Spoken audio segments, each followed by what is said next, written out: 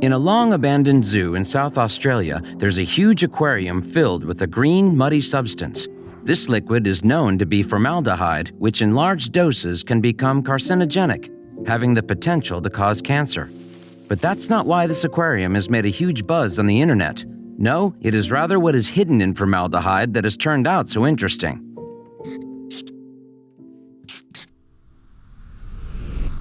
Once upon a time, there was the Wildlife Wonderland Giant Earthworm Museum in Melbourne, Australia, a huge zoo and museum that attracts hundreds of thousands of tourists a year.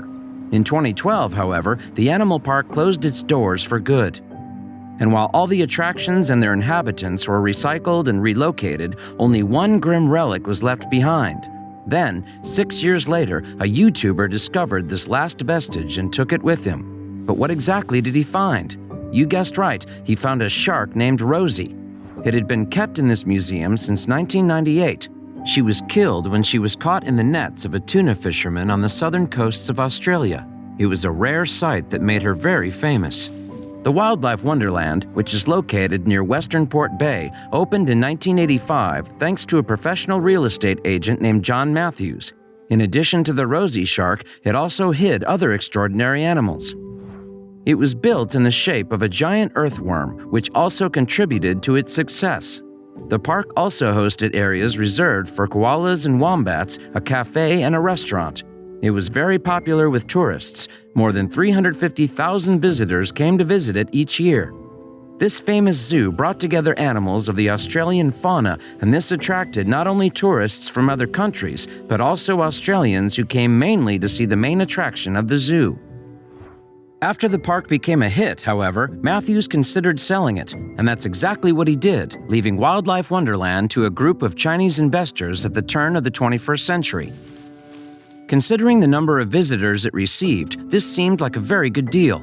All the figures indicated that this was the case, but a little later, the establishment changed owners again before being completely closed. It was weird that such a popular attraction had to close. The reasons given are still valid and indisputable. We have to respect the lives of animals, and that applied to everyone, especially zoos. The authorities therefore acted. Over the years, laws have been passed to be able to preserve animals across the world, and each country has its own institutions to ensure that these laws are effectively observed, because animals also have rights. At that point, the Australian Department for Sustainable Development, DSE, sounded the alarm on Wildlife Wonderland. Indeed, according to the DSE, the owners had expelled the managers of the park to try and make it work without the necessary license, and this had the consequence of having the zoo closed permanently in February 2012. A zoo should not be just a source of income. The owners must at least feel love for the animals that are there and ensure their well-being. The Australian authorities are not ruthless. Their goal being the preservation of animals, they had given the opportunity several times to managers to regularize themselves in order to continue their operations. The DSE explained that they gave managers enough time to obtain the necessary licenses, but that they were obliged to act. However, in 2012, one of the department's employees, Ryan Inkle, told Australian broadcaster ABC News that there were a significant number of DSE employees who had come to the park to talk to the owners and ask them to get the license.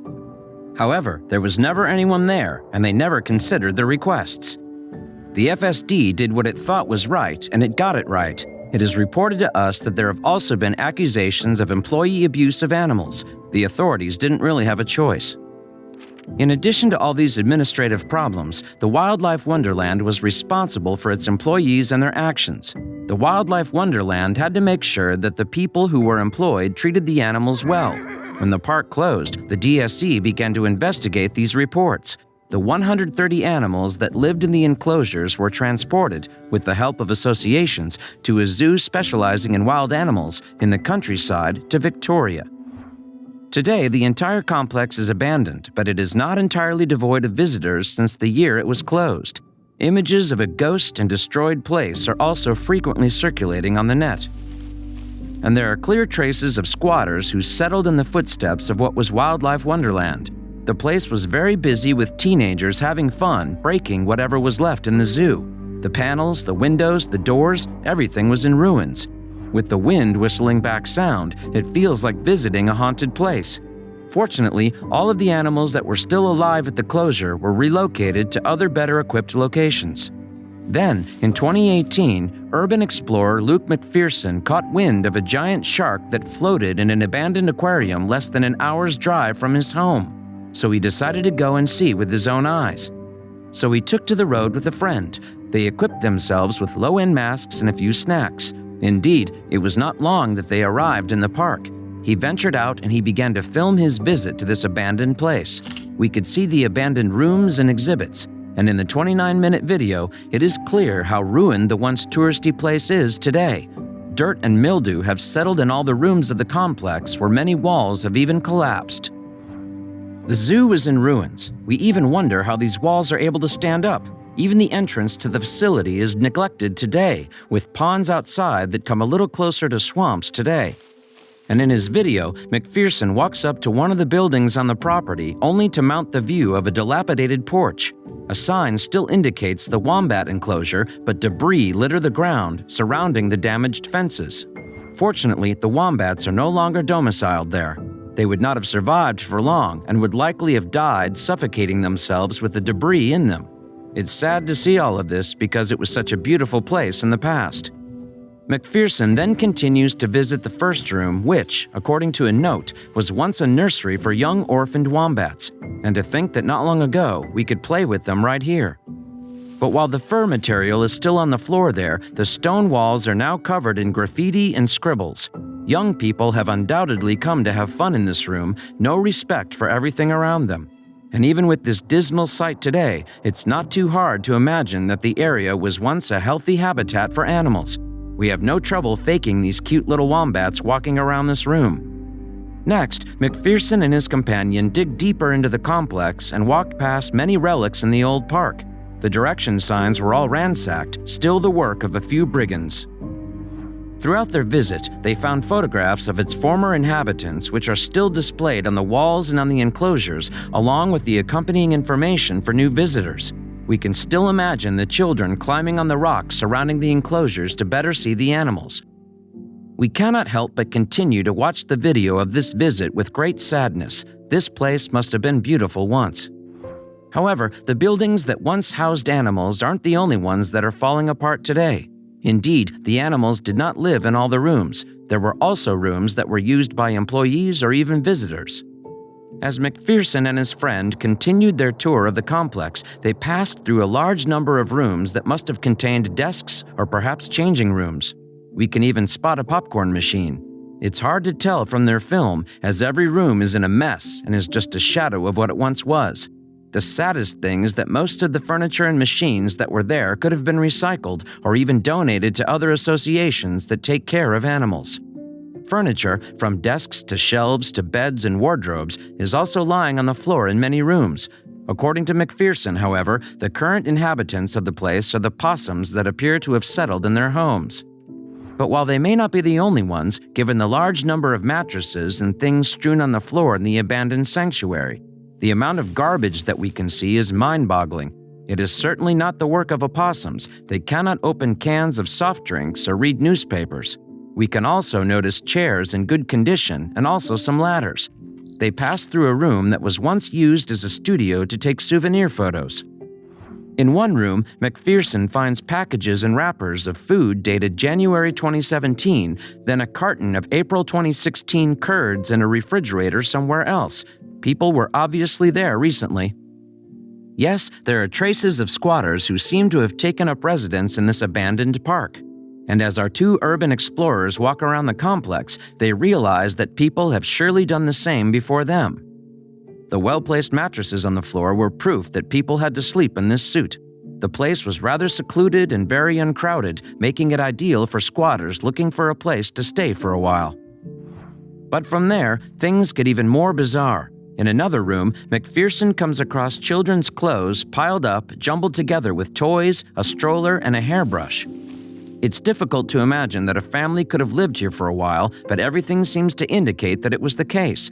A magazine at the top of the pile seems to suggest they were left there in 2015, 3 years after the park closed.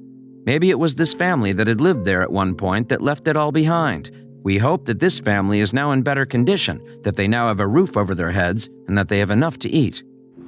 And yet, it's not the strangest thing the duo have inadvertently discovered while touring the buildings. Without knowing it, McPherson and his friend indeed entered the building, the only remaining attraction of Wildlife Wonderland. Also, if you have not done so already, please subscribe to our channel and click that notification bell to get inspired by these animal stories every day. Now back to the story. On their way, they found, among other things, photos of a newlywed couple. They finally arrived at the building, which makes this video very interesting and which made it widely shared on social networks. They had to make a big detour to be able to access an aquarium that contained a green liquid. There were plenty of chairs and wooden furniture around it. It is by accidentally turning off his torch that the YouTuber notices the shark's tail through the aquarium.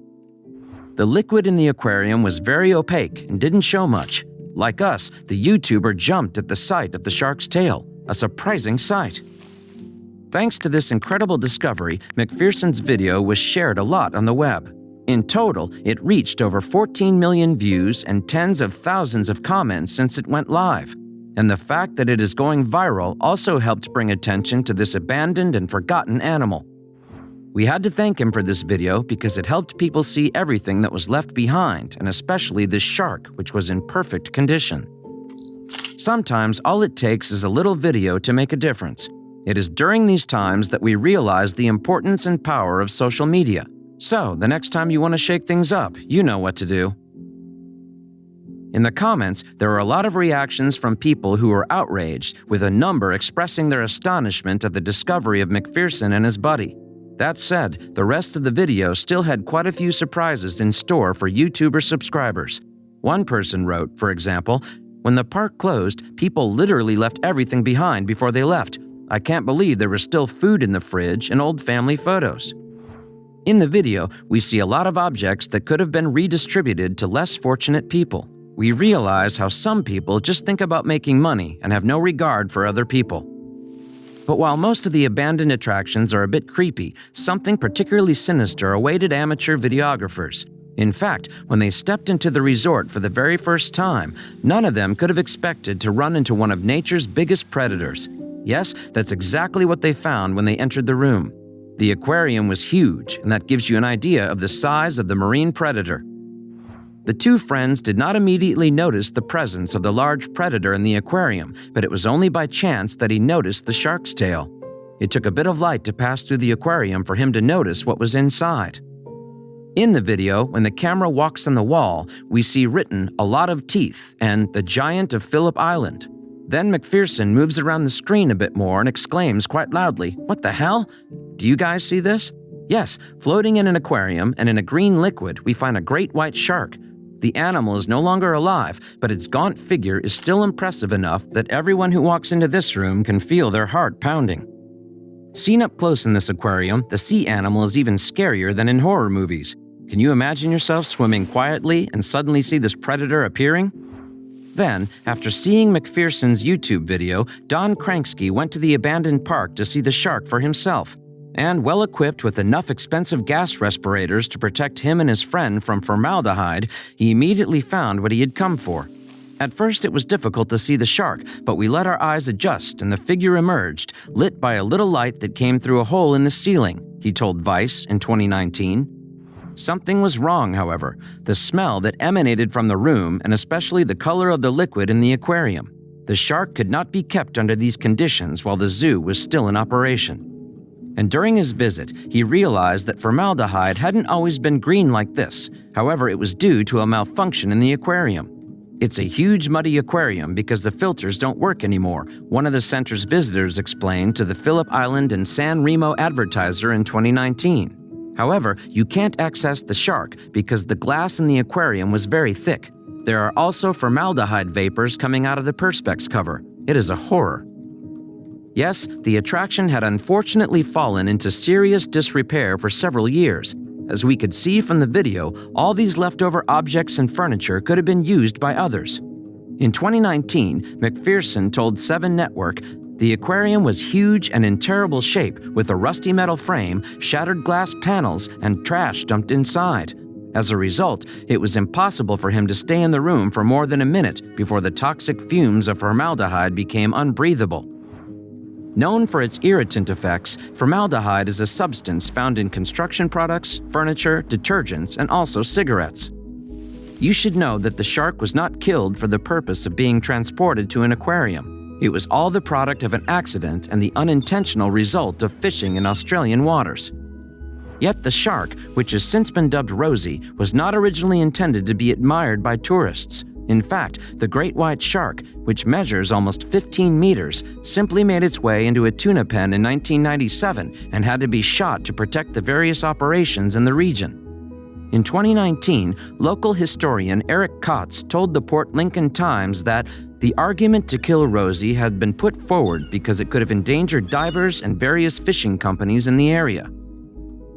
Rosie could have met a different fate and would have been visited by plenty of other tourists during her time at Wildlife Wonderland, but luckily YouTuber McPherson made her famous and saved her. Rosie was then kept in a refrigerator by the Lucan family, who held the fishing nets in which she was caught. Soon after, the Seal Rock Sea Life Center Ecotourism Complex, now known as the Nobby's Center, expressed interest in exhibiting the animal. However, later the owners decided they didn't want to own the great shark and let Wildlife Wonderland take care of it. It was therefore up to Wildlife Wonderland to take over to retrieve the shark. The operation required numerous logistical operations, the construction of a metal container which they placed on a refrigerated truck. Then, when the shark arrived at the state border, the government of South Australia confiscated the vehicle. Things were definitely not getting any easier for Rosie and the Wildlife Wonderland. This love story was fraught with pitfalls from the first until the last day. Lucky for Rosie, because it made her very popular. Bad luck for Rosie, she gets arrested on the way because a swimmer was missing and Rosie was suspected in this case. As confirmed by Wildlife Wonderland employee Max Bryant, Rosie was confiscated due to an ongoing missing person case. A woman went missing on a beach and they thought she might be in the shark, he explained to the Phillip Island and San Remo Advertiser. The shark was taken to the South Australian Museum where it was dissected and cut up, but the woman was not found in it. Fortunately, her autopsy did not reveal anything and Rosie cleared of all suspicion. She was finally able to continue her journey to her temporary home in Wildlife Wonderland, where she would later be discovered by McPherson.